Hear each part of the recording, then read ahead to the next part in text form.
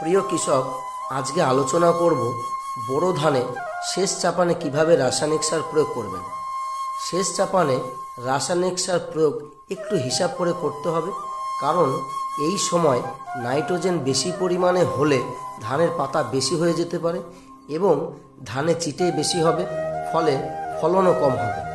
তাই প্রথম চাপানে সার কিভাবে দিয়েছিলেন সেটা মাথায় রেখে ধানের গ্রোথ কেমন আছে লক্ষ্য রেখে শেষ চাপানে সার প্রয়োগ করতে হবে।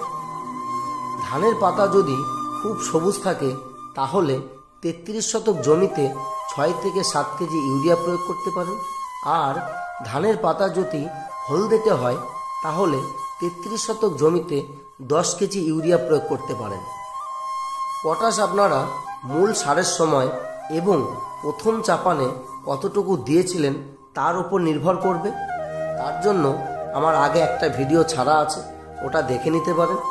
তবে আমার হিসাব অনুযায়ী শেষ চাপানে 33 শতক জমিতে 6 কেজি পটাশ প্রয়োগ করবেন। এই সময় কিন্তু মাজরা পোকার আক্রমণ হতে পারে, তাই খুব সতর্ক থাকবেন।